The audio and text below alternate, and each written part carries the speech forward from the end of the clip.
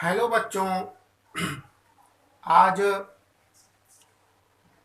मैं आपको गोस्वामी तुलसीदास द्वारा रचित महाकाव्य रामचरितमानस के बालकांड के कुछ पदों को पढ़ाऊंगा, जिसमें गोस्वामी तुलसीदास ने धनुष भंग नामक पद से लेकर के हमारी पाठ्य पुस्तक में वह प्रस्तुत किया गया है। बच्चों, इस पाठ को शुरू करने से पहले हम कुछ बातों को जान लें, जैसे कि इनके द्वारा रचित ग्रंथ रामचरितमानस से ज्ञात होता है कि यह राम काव्य है, अर्थात राम के चरित्र के विषय में बताया गया है। इसमें राम के चरित्र का, यह राम के संपूर्ण जीवन की कथा का वर्णन किया गया है। बच्चों, जैसा कि हम जानते हैं, रामचरितमानस 7 कांडों में विभक्त है। पहला कांड जो कि बालकांड है, उसी से लिया गया धनुष भंग शीर्षक की कविता आपकी पाठ्य पुस्तक में प्रस्तुत है। तो हम जान लें कि राम कौन थे और यह कविता हमारी पाठ्य पुस्तक में किस खंड पर रखी गई है। तो सब जानते हैं कि हम लोग राम को भगवान की तरह पूजते हैं। राम अयोध्या के राजा दशरथ के पुत्र थे और यह 4 भाई थे, जैसा कि हम जानते हैं, राम, लक्ष्मण, भरत, शत्रुघ्न। राम जब कुछ बड़े हुए तो गुरु विश्वामित्र से शिक्षा प्राप्त करने के लिए वन में गए। उधर जनकपुर के राजा जनक अपनी पुत्री सीता के विवाह के लिए एक स्वयंवर का आयोजन करते हैं। स्वयंवर में देश देश के राजाओं को निमंत्रण भेजा जाता है, जिसमें गुरु विश्वामित्र के पास भी वह निमंत्रण जाता है। गुरु विश्वामित्र राम और लक्ष्मण को लेकर के जनकपुर पहुंचते हैं। जनकपुर में राजा जनक ने धनुष भंग की सभा का आयोजन किया हुआ है। वह सभा एक बड़े से विशाल प्रांगण में आयोजित की जा रही है। उस सभा में बड़े बड़े विद्वान, बड़े बड़े बलशाली राजा एक तरफ बैठे हुए हैं, एक तरफ ऋषि लोग बैठे हुए हैं। सामने राजा जनक बैठे हुए हैं और उनके सामने ऊपर अटारी पर उस जनकपुर की महिलाएं बैठी हुई हैं। बड़ा सा मंच बना हुआ है।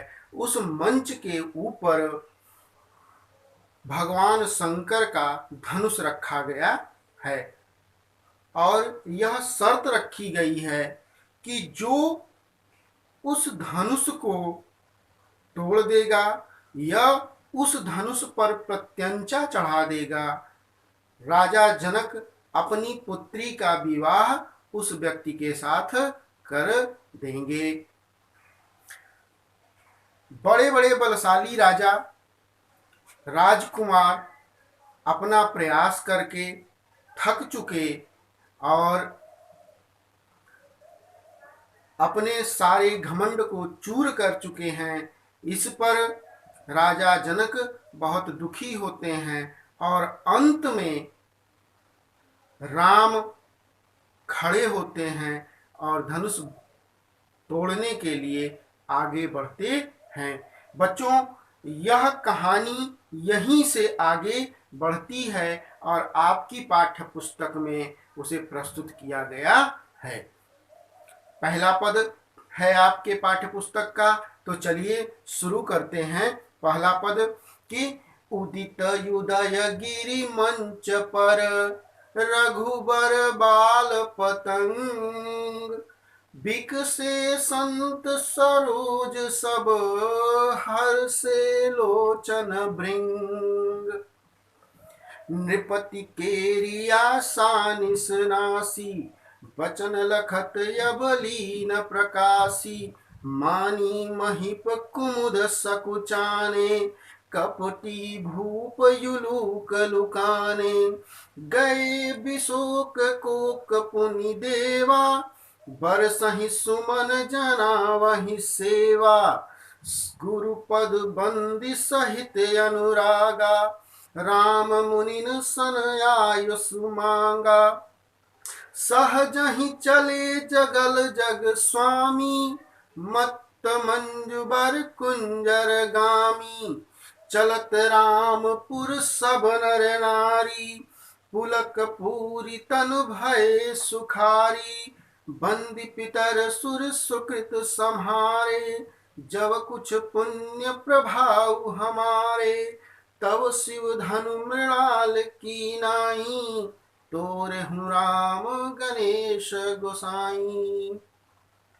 बच्चों, यह प्रथम पद है। इस पद में हम लोग इसका संदर्भ पढ़ेंगे, प्रसंग पढ़ेंगे, व्याख्या पढ़ेंगे और इसके काव्यगत सौंदर्य को जानेंगे। तो चलिए सबसे पहले शुरू करते हैं इसका संदर्भ। संदर्भ में हम जानेंगे कि उदित उदयगिरि मंच से लेकर के तोरे हुराम गणेश गोसाई तक का संदर्भ क्या होगा। तो संदर्भ है कि प्रस्तुत काव्य पंक्तियां हमारी पाठ्य पुस्तक हिंदी काव्य खंड के धनुष भंग कविता शीर्षक से अवतरित है। यह अंश हमारी पाठ्य पुस्तक में गोस्वामी तुलसीदास द्वारा रचित श्री रामचरित्र मानस के बालकांड से संकलित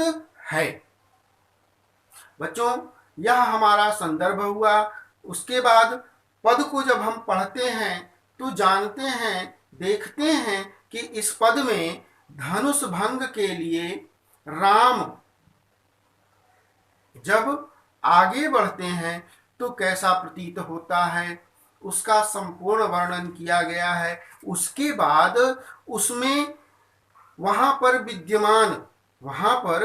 विद्यमान विद्वतजन घमंडी राजाओं की मन स्थिति का सजीव चित्रण किया गया है। तो चलिए बच्चों, हम लोग शुरू करते हैं इसका व्याख्या है कि उदित उदयगिरि मंच पर रघुबर बाल पतंग। उदयगिरि मतलब उदयाचल, उदित मतलब उगते हुए सूर्य को उदयाचल पर, बाल रघुबर पतंग, रघुबर बाल पतंग। रघुबर अर्थात राम कैसे हैं, बाल सूर्य के समान दिखाई पड़ रहे हैं। आशय यह है कि मंच अत्यंत विशाल है। जिस प्रकार बाल सूर्य उदय जब होता है तो विशाल उदयगिरि पर छोटा सा प्रतीत होता है, ठीक उसी प्रकार राम भी जब धनुष भंग करने के लिए उस मंडप पर, उस सभा में बने हुए मंच पर जब चढ़ते हैं तो ऐसा ही प्रतीत होता है। बिकसे संत सरोज सब हर्षे लोचन भृंग। बिकसे संत सरोज, संत रूपी कमल, संत रूपी कमल खिल गए, प्रफुल्लित हो गए और हर्षे लोचन भृंग, और उनकी आंखें, आंख रूपी भंवरा, भृंग मतलब भंवरा, लोचन मतलब नेत्र, उनके भंवरे रूपी नेत्र प्रफुल्लित हो गए, हर्षित हो गए देखने के लिए क्या, और उसके बाद आगे बढ़ते हैं तो देखते हैं कि नृपति केरियासा निसनासी बचन लखत अवली न प्रकाशी। नृपति केरियासा निसिनासी, राजाओं की आशा को फेरते हुए, आशाओं पर पानी फेरते हुए, बचन लखत अवलीन प्रकाशी। रामचंद्र के मंच पर चढ़ते ही सभा में उपस्थित राजाओं की आशा रूपी रात्रि नष्ट हो गई और उनके वचन रूपी तारों के समूह का चमकना बंद हो गया। वचन लखत अवलीन प्रकाशी, अर्थात वे सब मौन हो गए। नृपत केरियासा निसनासी बचन लखत अवलीन प्रकाशी। मानी महिप कुमुद सकुचाने, कपटी भूप उलूक लुकाने। जो मानी, अभिमानी, मानी मतलब घमंडी, महीप मतलब राजा, जो घमंडी राजा थे वे कुमुद मतलब कमल के रूप में संकुचित हो गए। और कपटी, जो कपटी छल कपट वाले धूर्त राजा, भूप मतलब राजा थे, उल्लू के समान छिप गए। मानी महिप कुमुद सकुचाने, कपटी भूप उलूक लुकाने। गए विशोक कोक पुनि देवा, बरसहि सुमन जना वही सेवा। गए विशोक, बी मतलब नहीं, शोक मतलब शोक रहित, शोक अर्थात जो शोक रहित हो गए। कौन? भय विशोक कोक मुनि देवा। कोक मतलब होता है कोयल और चातक या चकवा। तो कोयल, मुनि और देवता क्या हो गए? शोक रहित हो गए। बरसहि सुमन जना वही सेवा, और उनके ऊपर पुष्प की वर्षा करते हुए अपनी सेवा भाव को प्रकट करने लगे। फिर अगला है कि गुरुपद बंदी सहित अनुरागा, राम मुनिन सन आयसु मांगा। गुरुपद बंदी सहित अनुरागा, गुरु के पैरों की वंदना करके प्रेम पूर्वक, अनुरागा मतलब अनुराग पूर्वक, अनुराग के साथ गुरु के पैरों की वंदना करके राम मुनिन सन, राम ने मुनियों और वहां उपस्थित सभी मुनियों से आयसु मांगा। आयसु मतलब होता है आज्ञा मांगा। तो राम मुनियों से आज्ञा मांगे और आगे बढ़े। फिर क्या, कैसे बढ़े कि सहज ही चले सगल जग स्वामी, मत्त मंजुबर कुंजर गामी। एकदम सहज भाव से, ऐसे सामान्य भाव से आगे बढ़े जग स्वामी, अर्थात भगवान श्री राम आगे बढ़ते हैं। कैसे? जैसे मत्त मंजुबर कुंजर गामी, मतवाला हाथी जंगल में आगे बढ़ता है। चलत रामपुर सब नर नारी, पुलकी पूरी तन भय सुखारी। चलत राम, राम को चलते हुए देखकर पुर नर नारी, पुर मतलब जनकपुर, जनकपुर के सभी स्त्री पुरुष नर नारी, पुलक पूरी तन भय सुखारी, उनको, पुलक मतलब देख करके, उनको देख करके उनका शरीर पुलकित हो गया और वे प्रसन्न हो गए। फिर बंद पितर सिर सुर सुकृत संहारे, जब कुछ पुण्य प्रभाव हमारे।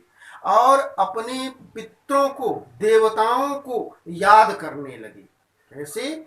अपने पितरों और देवताओं को याद करने लगे और मन ही मन सोचने लगे कि जो कुछ पुण्य प्रभाव हमारे, मैंने अब तक जो कुछ भी पुण्य किया है उस पुण्य का जो भी प्रभाव बनता है, तो क्या, तव शिव धनु मृणाल की नाही, तोरे हूँ राम गणेश गोसाई। तो वह शिव धनुष कैसा हो जाए? तो वह शिव धनुष कमल नाल के समान, कमल जिसमें खिलता है, जो डंडी होती है, आप लोगों ने देखा होगा, एकदम पोपली होती है, अंदर जल जैसा भरा रहता है, एक जल भरने जैसे पाइप जैसा रहता है कि एकदम पोपली होती है, एकदम हल्का। तो वह मृणाल कमल के नाल के समान हल्का हो जाए। और तोरहु राम गणेश गोसाई, कहते हैं कि हे गणेश भगवान रामचंद्र जी उस धनुष को तोड़ डालें। तो बच्चों, हम लोगों ने इसमें पढ़ा, इसके व्याख्या को समझा। अब हम इसके काव्यगत सौंदर्य को समझते हैं। पहला काव्यगत सौंदर्य में हम लिखेंगे कि इस पद्यांश में इस बात का स्पष्ट रूप से वर्णन किया गया है कि नगर के समस्त नर नारी स्त्री पुरुष जलचर थलचर यह सभी लोग यह चाहते थे कि सीता का विवाह राम के साथ ही हो, अर्थात यह धनुष राम ही तोड़ें। फिर इसमें शैली, प्रबंधात्मक शैली, क्योंकि रामचरितमानस संपूर्ण काव्य महाकाव्य है, इसलिए इसमें प्रबंधात्मक शैली का प्रयोग किया गया है। यह इसमें रस, भक्ति रस को लिया गया है। इसमें छंद, दोहा छंद है। अलंकार में अनुप्रास और रूपक अलंकार का प्रयोग किया गया है। गुण इसमें प्रसाद है। शब्द शक्ति, अभिधा और व्यंजना शब्द शक्ति का प्रयोग किया गया है। अवधी भाषा में लिखा गया है, बोली इसकी अवधी है। तो बच्चों, हमने इस पाठ का पहला पद पढ़ा। पहला पद में हमने संदर्भ, प्रसंग, व्याख्या और काव्यगत सौंदर्य को जाना। अब हम आपको इसी पाठ का दूसरा खंड अगले वीडियो में बताएंगे और उस दूसरे खंड से हम अपना पाठ को आगे बढ़ाएंगे। तब तक के लिए धन्यवाद।